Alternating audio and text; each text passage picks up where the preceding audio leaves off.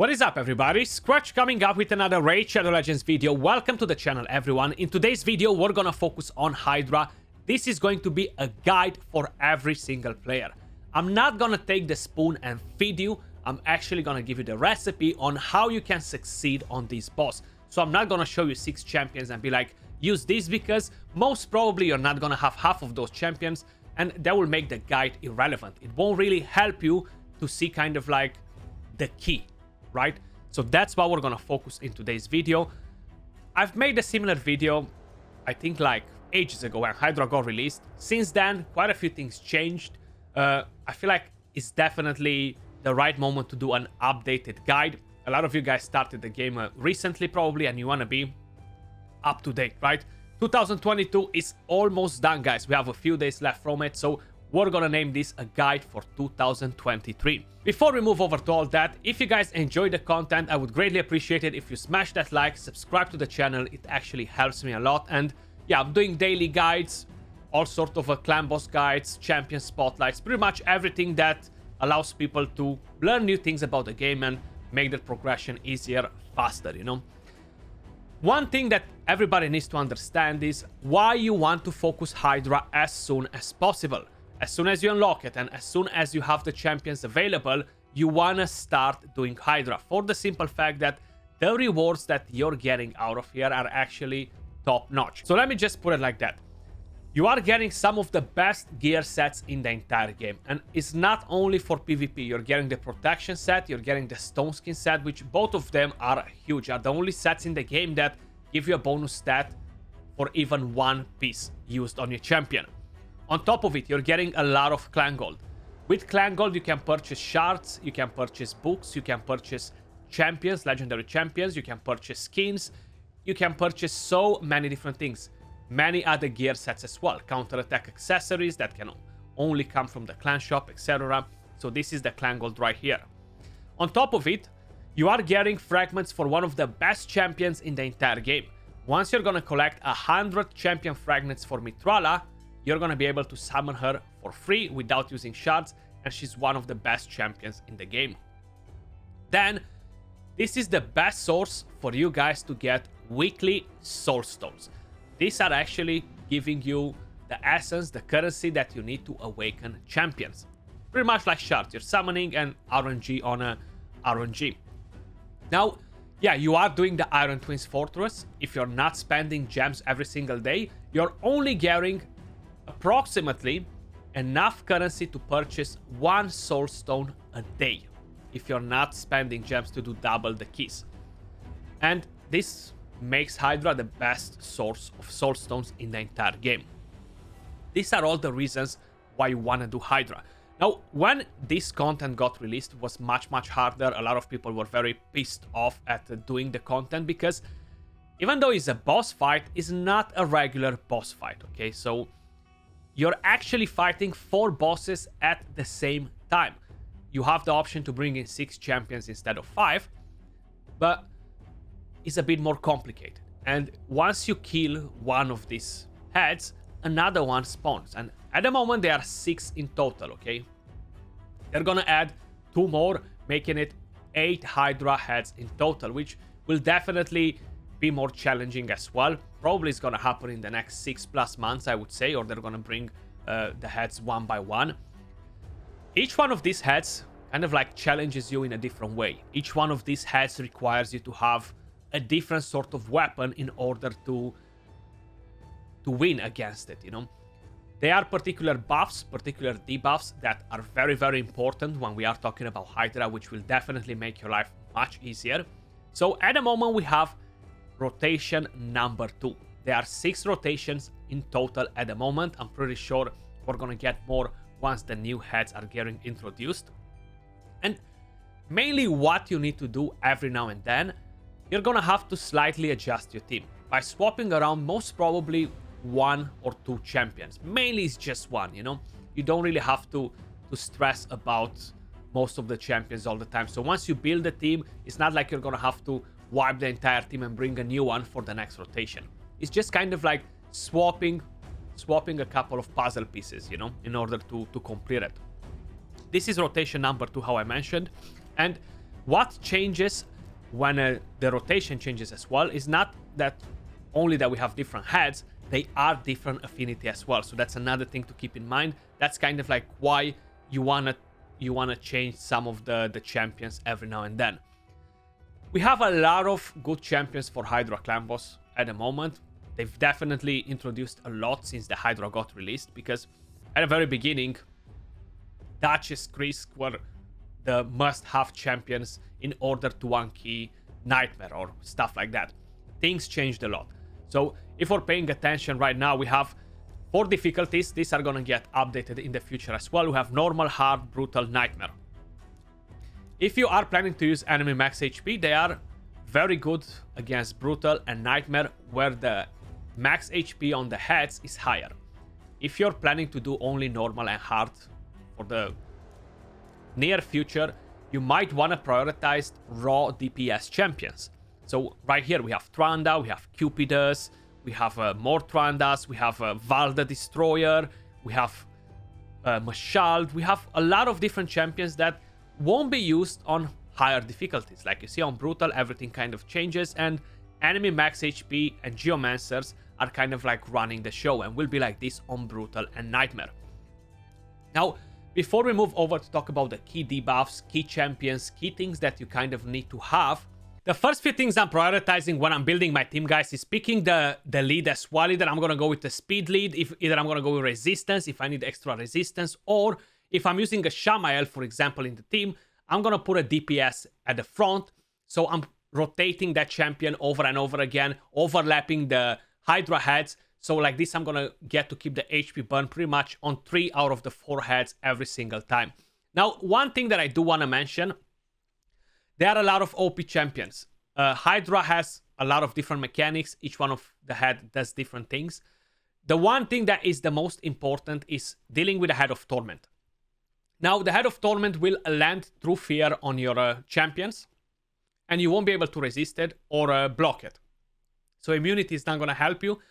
The only things that will help you is having a Veil, Perfect Veil, and then having champions like Inquisitor Shamael, or bringing in cleansers that are very well speed-tuned in your team and are constantly removing those fears from your team, which are usually harder to do with a Doom Priest or a Tuhanarek or having multiple cleansers. The problem is you want to have some AoE attacks in there. You want to prioritize a lot of AoE attacks in here to deal more damage. So it's getting harder for standard cleansers to remove it unless it's some sort of special passive. So, how I mentioned, that's the very first thing you gotta think about. Right now, if I would take Inquisitor Shamael on this rotation, he'll be useless.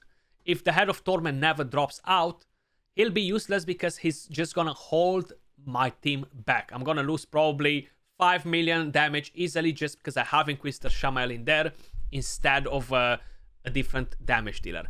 So, as an idea, you only have Duchess, Statura, and Rector Dread available with the Veil, Perfect Veil. So there are not that many options with that. So you gotta take that into consideration early on when you're doing your team. Right now, I don't want to use Inquisitor Shamael. I don't have the Head of Torment in the rotation. I know he's gonna turn in at some point, but I don't want to prioritize him right now. Then we have the Head of Decay right here, which is gonna cleanse all the other heads, is gonna boost their thermometer, is gonna cleanse the head with the lowest HP with a different skill, is gonna put a life barrier on, which is a shield, and if you don't break that shield before the counter expires, that head is gonna go back on full HP. The Head of Blight will land poisons on you, will land a Toxic Cloud on all the heads, which will be a buff, and when all the heads are under that buff, you won't be able to debuff them or doing normal hits. You're only gonna weak hit regardless of the affinity. What's gonna happen there is that you have 2 options. Either you counter it with HP burn, either you counter it with block buffs, which will be the best option. The Head of Mischief, he will steal buffs from the ally with the highest amount of buffs in your team, will steal them all, and then will spread them to all the other heads. So he can be very annoying. You can resist him. You can target him only if he's under Hex. And honestly, using hexing here is not the best thing to do. I'm not even gonna mess up with that. It's just not really worth it. So I'm gonna bring in another DPS to this team. I have healing, I have block debuffs, I have defense down, I have 2 DPS, I have a reviver if needed, I have decreased attack. And the main thing that really matters, guys, is having the right buffs and debuffs. Having decreased speed, having increased speed, having defense down, having decreased attack, having a defense up or a strengthen or a shield, continuous heals, just to constantly allow you to heal your team. Now, if you're gonna manual the run, you're gonna achieve much better results than autoing, especially if you don't have all the big boy champions to allow you to use Acrisias, Duchess, Krisks, etc. So that's very important to know as well. Right now I'm doing hard difficulty, so enemy max HP are not as viable as the hard DPS champion. So we're gonna try to use a champion that deals regular damage, you know, like a Mashalt or something like that if I have one around. There we go. Plus he's gonna give me increased speed.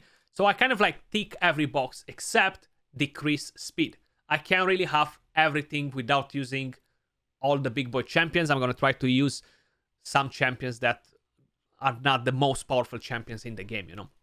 Even though we had fusions, we had all sorts of different guaranteed events, and a lot of OP champions became available for the masses. Either I don't have them leveled up, either I haven't summoned them, either some other things like that, you know. So we're gonna go in with this team. The Head of Torment, how I mentioned, is the fear head. I've told you how to counter it. Then you have the Head of Wrath, which is kind of like the damage dealer for the Hydra. It deals AoE damage.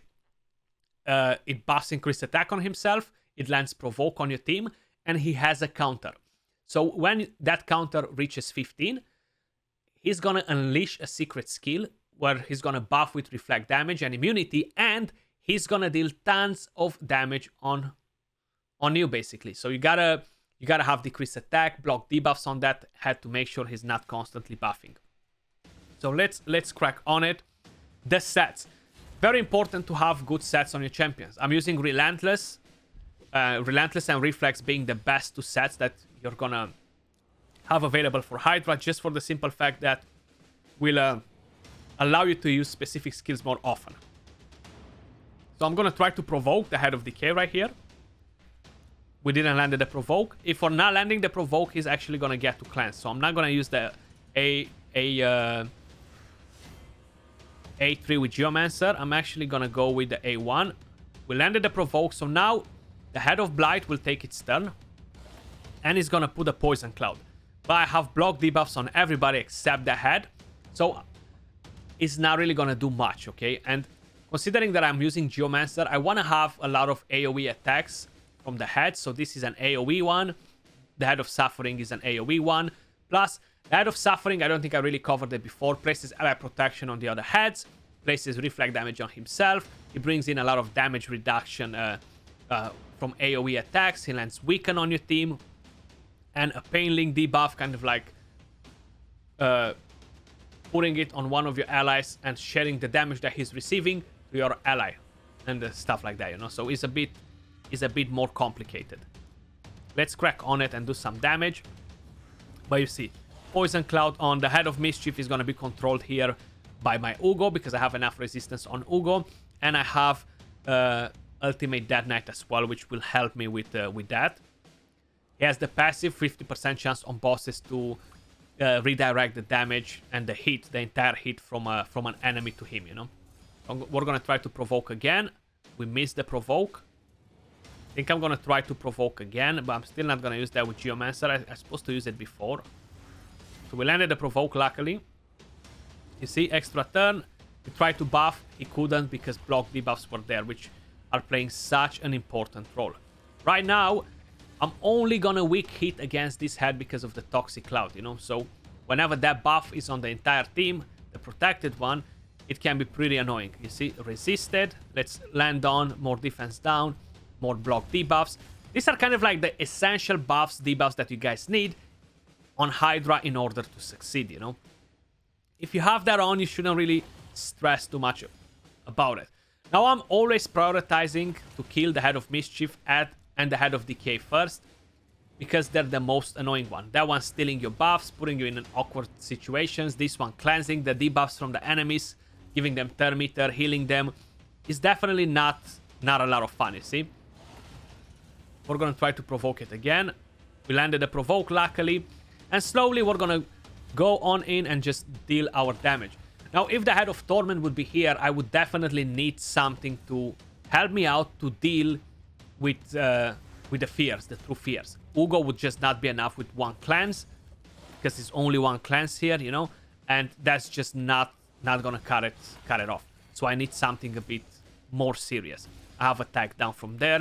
I have leech as well on the Hydra heads, guys, but unfortunately, it's just not enough to heal my support champions. I'm still gonna try to provoke in here because I don't want that head to cleanse the rest. I'm trying to keep that under control till it dies. So I'm just gonna prioritize everything on it at the moment. As soon as I'm gonna get Geomancer to use the HP burn again, it's gonna go to the Head of Mischief too.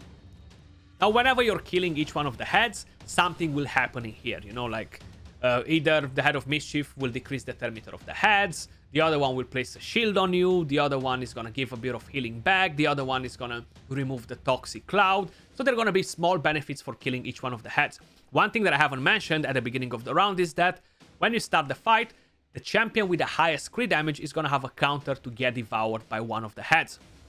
Probably you've noticed that already, but basically, when they're getting devoured, you're gonna have a certain amount of turns to save the champion before he's gonna be completely eaten by the Hydra. If you fail to do it, you're gonna lose the champion completely. And once one of the champion is devoured, you're gonna have the option. I mean, you're not gonna have the option. The Hydra will target another champion to get devoured. You see, right now, the Head of Decay is actually gonna drop the cleanse on everybody because I failed to provoke him. I don't have a 100% chance to provoke on my champions, so it's just not enough. And they got turn meter. You see, my champion got devoured. Sorry, I don't have defense down right now, and they devoured the champion with the highest crit damage, which was Mashald. So right now, I'm gonna go in with the enemy max HP. Luckily, we killed the Head of Decay, so he can't cleanse anymore. We can put the HP burn. The Head of Mischief is gonna be dead meat as well. When he dies, he decreases the turn meter of all the other heads. And from here on, we can slowly crack on and do more damage. We're gonna rescue our champion. We have 5 turns. Ultimate Death Knight is gonna be the next champion to get devoured. And the way you're gonna know who's gonna devour your champion is by following the turn meter. When you reach counter 1, somebody's gonna go and devour your champion. Sometimes they don't if they prioritize skills over devouring. Like, this one always prioritizes the toxic cloud, so he's not gonna devour, and that counter might reach 0. But if you're paying attention to their turn meter, the yellow bar right here, you're gonna know who's gonna eat that champion. So kind of like always think ahead to know who to debuff, to know who needs to get most of the damage. When the heads are decapitated, like right now, we're gonna get to deal extra damage on them because their defense is super low. They have no defense anymore. So right now, we can actually hit for almost 150k with that skill. With Mashal, we're gonna do a lot of damage with the A1 now. See, 150, 245k damage per hit. That's why raw damage champions are much better on the lower difficulties than enemy max HP nukers, because the HP of the Hydras is not that high, so we're not really gonna do such an impressive damage. We still got the same head back. The heads can be randomly assigned after, so we got the exact same rotation. Again, we're gonna have to pretty much do the same thing, you know. But hopefully you understood kind of like what you need to prioritize with the heads. The other ones, when they're out, again, you want to have block debuffs on. Attack down on the Head of Rat is going to be essential. And the Head of Torment, how I mentioned, again, you're going to need specific champions to deal with that. You're not going to lose the key. You're going to have the free regroup. Now, let me quickly show you a bit the stats that I have on the champions. And I just gave you an idea. You don't need to use these champions. Kind of like focus on what I've told you. There's so many different champions. Like, before I'm showing you the builds, actually, let me just quickly show you something. So if you go, let's just say the best defense down champions and attack down champions. We have Stag Knight.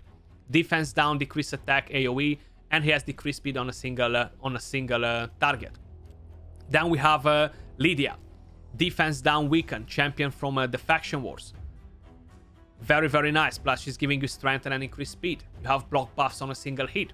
She ticks so many boxes for Hydra. Other champions that bring in attack down. How was Ultimate Death Knight, right? He's gonna bring you attack down. He's gonna bring you provoke. He's gonna bring you shield. He's gonna bring you healing. He's gonna bring you the passive that's gonna help you with the Head of Mischief. So many things in his kit, you know? You gotta pay attention to champions that are kind of like ticking a lot of boxes. Increase speed, decrease speed, defense down, defense up, increase attack, decrease attack, block debuffs. These are very, very important things. And if you're covering all that, you're gonna have a very successful team for Hydra. Lizardman, Negmotar, AoE decrease attack, AoE decrease speed and leech, increase speed, grants an extra turn meter, and so many things that are happening. Mighty Uko, right here, AoE decrease attack, AoE removes buffs from all the enemies, so if they're buffing, you're gonna be able to remove that. Block buffs for 2 turns and decrease accuracy. Then you have increased speed. Then you have revive. So many things in this champion skill. Duchess, Krisk, to Hanorak. Once you kind of like got the idea of this, you know what you need to bring in. I have many different videos on kind of like showing the best champions for Hydra in terms of support, the best damage dealers. You might want to check that out if you're a bit confused with what champions you should use as damage dealers, as support. But kind of like follow to tick multiple boxes per champion. It gets harder earlier on because you won't have so many champions available, you know? So let's start with Ultimate Death Knight. The build that I have on him. He's built for Brutal, actually. The stats that I have on him. So I have mixed stats, but total stats, 52k HP, 4.3k defense, 233 speed, almost 500 resistance, 360 accuracy. So he is the mischief tank for me as well. He's landing the debuffs, he's healing, provoking the Head of Decay. So he's taking so many things already. Then we use the Geomancer. He's mainly a damage dealer, but with the A1 is an AoE attack. We can land the decreased accuracy. With the A2 we can remove buffs or steal buffs. We land HP burn and weaken, and the HP burn will kind of like counter the Head of Blight. This is a skill that we can use directly on the Head of Mischief without needing hacks on the head. So Geomancer is very powerful as a damage dealer, especially when the Head of Wrath, the Head of Blight, and the Head of Suffering are in, because they're using a lot of AoE attacks, ramping up the damage on the heads. Total stats on him, he is on a Relentless. Now, I'm not sure if I mentioned about using Relentless Reflex as the best stats for Hydra, because it will allow you to rotate much faster your skills, gain extra turns that will benefit you a lot. So he's just survivability, 54k HP, 2.4k defense, 227 speed, 350 accuracy. He's built to work on every single difficulty. On Nightmare, I would like to have more speed on him though. And Masteries, War Master on pretty much every single champion that I'm using, except a few exceptions where I didn't have enough accuracy, so I went with different Masteries. Mighty Ugo, sorry. Speed and Relentless. Total stats 60k HP, 3.5k defense, 264 speed. She is built for Brutal, but a bit too much speed. 463 resistance, 330 accuracy. So in case if the Head of Mischief decides to bite her, she's gonna have enough resistance, you know. Masteries, I actually went with support instead, so I got Eagle Eye instead of War Master. This costs me around 2 million damage, I would say, per run, because I don't have War Master on Ugo. Then an Inquisitor Shamael as an idea. I have him built just on survivability. I don't want him to deal so much damage to kill the Head of Torment fast, because his passive will not be so powerful. I wouldn't really rotate the lead so much with the Terminator. So I want to keep the Head of Torment alive as much as possible when I'm using Shamael, because once the Head of Torment is out of the board, Inquisitor Shamael is useless in your team. He doesn't do nothing. Not enough damage, not enough nothing. And if you're giving him too much damage with the Head of Torment, you're gonna kill it too fast. So it's definitely not a great combination, you know. Then I used a support champion in here. We had Ursula the Mourner for buffs, revive, and attack down in case if needed. Where is she hiding? Seems like I passed her somewhere. I can see her. Yeah, seems like I'm half blind. There we go. regeneration and perception, 65k HP, 2.2k defense, 234 speed, 388 accuracy.